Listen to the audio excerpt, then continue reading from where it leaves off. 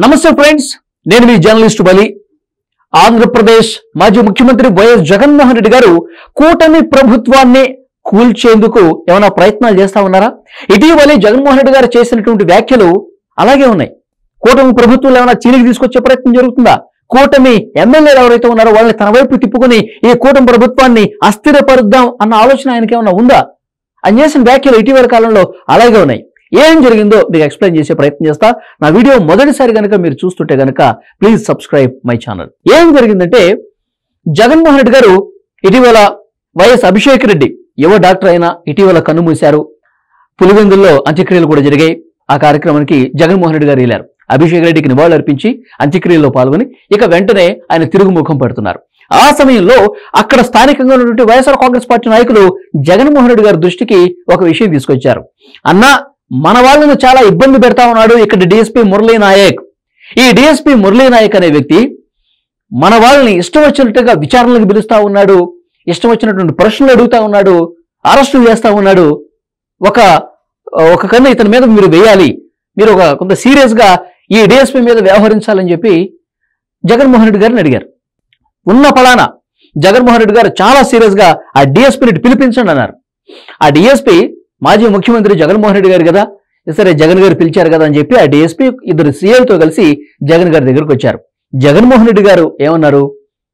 చాలా సీరియస్ గా, ఏంటి మురళీ నాయక్ అన్నా, ఏం చేస్తా ఉన్నావు? నీకు బుద్ధుండే చేస్తున్నావా? ఇలా పిచ్చి పిచ్చి వేషాలు వేస్తే ఈ ప్రభుత్వం 2 నెలల్లో 4 నెలల్లో ఉంటుంది, అంతకంటే ఎక్కువ ఉండదు. తర్వాత అధికారం మాదే. అందరి సంగతి చెప్తా, జాగ్రత్తగా ఉండు. ఇది లిటరల్ గా హెచ్చరించింది. ఈ ప్రభుత్వం 2-4 నెలల కంటే ఎక్కువ ఉండదు, తర్వాత వచ్చేది నేనే అని చాలా స్పష్టంగా హెచ్చరించారు మురళీ నాయక్ డిఎస్పీని జగన్మోహన్ రెడ్డి గారు. మరి మురళీ నాయక్ గారు ఇక ఆయన మాజీ ముఖ్యమంత్రి, మొన్నటి వరకు ఆయనే మొత్తం నడిపించింది కాబట్టి ఆయన జగన్మోహన్ రెడ్డి గారు అంత సీరియస్గా చెప్తా ఉంటే ఏమనలేదు, మౌనంగా విన్నారు. తర్వాత బయటకు వచ్చేశారు. ఈ విషయాన్ని డీజీపీ దృష్టికి, హోంమంత్రి దృష్టికి తీసుకొచ్చారు. ప్రస్తుతం పోలీస్ శాఖలో దీని మీద చర్చ తీవ్రంగా జరుగుతోంది. కూటమి ప్రభుత్వం 4 నెలల కంటే ఎక్కువ ఉండదంటే ఏం జరుగుతుంది లోపల? ఈ డిఎస్పీ మురళీ నాయక్ అనే వ్యక్తి ప్రస్తుతం చాలా సీరియస్ గా విచారణలు జరుపుతూనే ఉండండి. వర్రా రవీంద్ర రెడ్డిని, అవినాష్ రెడ్డి అనుచరుడు వర్రా రవీంద్ర రెడ్డిని అరెస్ట్ చేశారు. మొన్న 2 రోజుల కస్టడీకి తీసుకుని విచారించారు. షర్మిల గారిని, లోకేష్ గారిని, చంద్రబాబు నాయుడు గారిని, పవన్ కళ్యాణ్ గారిని ఇష్టం వచ్చినట్టుగా బండబుతులు తిట్టాడు వర్రా రవీంద్ర రెడ్డి సోషల్ మీడియా వేదికగా. షర్మిల గారిని అయితే జగన్మోహన్ రెడ్డి చెల్లెలే, అవినాష్ రెడ్డికి చెల్లెలే అవుతుంది. షర్మిల గారిని కూడా వదలలేదు. అసలు నువ్వు రాజశేఖర రెడ్డికే పుట్టలేదు, అసలు నువ్వు రెడ్డే కాదు అని చెప్పి చాలా జుగుప్సాకరంగా సోషల్ మీడియాలో పోస్టులు పెట్టారు. ఆ పోస్టులు పెట్టించింది ఎవరు? అవినాష్ రెడ్డి. పెట్టింది ఎవరు? వర్రా రవీంద్ర రెడ్డి. సో దీని వెనకాల ఎవరున్నారు? ఎవరు చెప్తే నువ్వు పోస్టులు పెట్టావు? అవినాష్ రెడ్డా అని చెప్పి అసలు విషయాలు, దీని వెనక ఉన్న సూత్రధారుల్ని లాగే ప్రయత్నం ఈ డిఎస్పీ చేస్తా ఉన్నాడు. ఇది నచ్చట్లేదు స్థానికంగా ఉన్నటువంటి వైసీపీ నాయకులకు. ఇప్పుడు వాళ్ళు కంప్లైంట్ ఇచ్చిన ఆధారంగా జగన్మోహన్ రెడ్డికి, అవినాష్ రెడ్డి పిఏ రాఘవరెడ్డిని కూడా 41A కింద నోటీసులు ఇచ్చి పిలిచి విచారిస్తా ఉన్నాడు ఈ డిఎస్పీ మురళీ నాయక్. చాలా సీరియస్ గా ఇన్వెస్టిగేషన్ జరుగుతోంది. అసలు సూత్రధారులను పట్టుకుంటామని చెప్పి డిఎస్పీ చెప్తున్నారు. ఇది జగన్మోహన్ రెడ్డి గారికి నచ్చలేదు. అందుకే సీరియస్ గా పోలీస్ అధికారుల్ని లిటరల్ గా వార్నింగ్ ఇస్తా ఉన్నారు. ఈ ప్రభుత్వం ఎంతో కాలం ఉండదు, 4 నెలల తర్వాత ఈ ప్రభుత్వం పడిపోతుంది. ఇక్కడ చాలా క్లియర్ గా అబ్జర్వ్ చేయాలి. 2 నెలలు 4 నెలలు ఏంటండి? 164 స్థానాలతో అద్భుత విజయం కట్టబెట్టారు రాష్ట్ర ప్రజలు. జగన్మోహన్ రెడ్డి గారికి 11 స్థానాలకు పరిమితం చేశారు. రాష్ట్రాన్ని పాలించే అర్హత వైసీపీకి లేదు అని చెప్పి చంద్రబాబు నాయకత్వాన్ని గెలిపించారు. పవన్ కళ్యాణ్ గారి నాయకత్వాన్ని స్వాగతించారు ప్రజలు. 164 ఎంత బలంగా ఉందండి కూటమి. అలాంటి కూటమి 4 నెలల కంటే ఎక్కువ ఉండరు వీళ్ళు, నెక్స్ట్ అధికారం వచ్చేది నాదే, మీ అందరి సంగతి చెప్తానని చెప్పి ఆయనంత ధైర్యంగా అన్నారంటే ఏం జరుగుతుంది అంటే, తాడేపల్లి ప్యాలెస్ లో కుట్రలకి మ్యాప్ గీస్తారంట.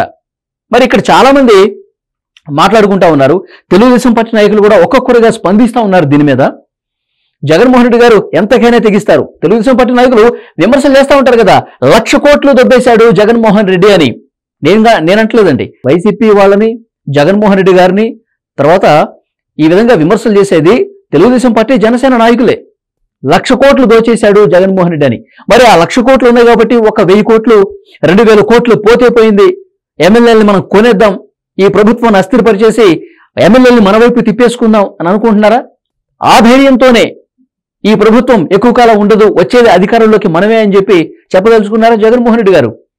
ఇదే అర్థమవుతుంది. ప్రస్తుతం డిఎస్పీని ఈ రకంగా హెచ్చరించేసరికి ఇంత బలంగా ఉన్నటువంటి కూటమి 5 సంవత్సరాల పాటు అధికారంలో ఉంటుంది. ఎందుకంటే 164 స్థానాలు ఉన్నాయి. మరి 4 నెలల్లో పోతుందంటే ఎవరికి అంతు చిక్కని పరిస్థితి కనిపిస్తోంది. ఏం జరుగుతుంది అసలు? జగన్మోహన్ రెడ్డి గారి ఆలోచన ఏంటి? ఆయన ధైర్యం ఏంటి? ఆయన ఏం చేయబోతున్నాడు? ఏం కుట్రలు అమలు చేసే అవకాశం ఉంది జగన్మోహన్ రెడ్డి గారు అని చెప్పి కూటమిలో ఉన్నటువంటి పార్టీల నాయకులు మాట్లాడుకుంటూ ఉన్నటువంటి పరిస్థితి.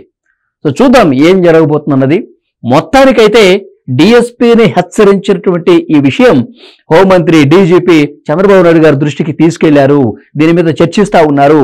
జగన్మోహన్ రెడ్డి గారు ఏం చేసేందుకైనా సిద్ధం. ఎందుకంటే ఆయన ఇంకా అధికారంలోనే ఉన్నానని అనుకుంటున్నాడు. అధికారం పోతే జీర్ణించుకోలేకపోతే ఉన్నాడు. అసెంబ్లీకి రావటం లేదు. సో ఏం చేసేందుకైనా ఆయన వెనుకాడు. కాబట్టి ఇలాంటి వ్యాఖ్యలు లిటరల్ గా పోలీసు ఆఫీసర్లనే ఆయన బెదిరించే పరిస్థితి వచ్చిందంటే ఏదైనా చేయొచ్చని ఒక చర్చ అయితే బలంగా జరుగుతోంది. సో దీని మీద ఇంకా టీడీపీ, జనసేనకు సంబంధించినటువంటి బీజేపీకి సంబంధించిన నాయకులు ఏం మాట్లాడతారు, డీఎస్పీ మురళీ నాయకుని హెచ్చరించిన విషయానికి సంబంధించి ఇంకా ఏ విషయాలు మాట్లాడతారు? ఇప్పుడు చాలా మంది పల్లెల్లో పండుగ శోభ కనిపిస్తుందండి. గతంలో ఎప్పుడూ లేనట్టుగా పల్లెలు చాలా సంతోషంగా ఉన్నాయి. సో ఇక్కడ ఎమ్మెల్యేలు కావచ్చు, స్థానికంగా మంత్రులు కావచ్చు, అందరూ కూడా ప్రజలతో కలిసి పండుగ చేసుకుంటున్నటువంటి పరిస్థితి ఉంది. అందుకే ఇప్పుడు ఒక్కొక్కరిగా ఈ వ్యాఖ్యల మీద అంత ఫాస్ట్ గా రియాక్షన్ రావట్లేదు. ఈ 2 రోజుల తర్వాత ఏమన్నా దీని గురించి సీరియస్ గా మాట్లాడతారా? చూడాలి నెక్స్ట్ ఏం జరగబోతుందో. ఈ వీడియో మీద మీ అభిప్రాయం ఏంటో కామెంట్ రూపంలో తెలియజేయండి. జగన్మోహన్ రెడ్డి గారు, నేనేదో ఊహించి చెప్పట్లేదండి, జగన్మోహన్ రెడ్డి గారు అన్నారని చెప్పి చాలా పత్రికల్లో కూడా వచ్చింది. మీకు ఇక్కడ చూపిస్తాను చూడండి. ఎస్, ఈ ప్రభుత్వం మారిపోవచ్చు, అప్పుడు మీ కథ ఉంటుంది, మీ సంగతి చూస్తా. పులివెందుల డిఎస్పీకి జగన్ బెదిరింపులు ఆయన అన్నారు. పలు ప్రధాన పత్రికల్లో ఈ వార్త ప్రచురితమైంది. సో మరి దీని మీద కూటమి నేతలు ఎట్లా స్పందిస్తారో చూద్దాం. జగన్మోహన్ రెడ్డి గారి బెదిరింపులు, ఈ ప్రభుత్వం పడిపోతుంది, నెక్స్ట్ నేనే వస్తాను అని చెప్పి అన్న ఈ వ్యాఖ్యల మీద మీ అభిప్రాయం కామెంట్ రూపంలో తెలియజేయండి. Please subscribe my channel.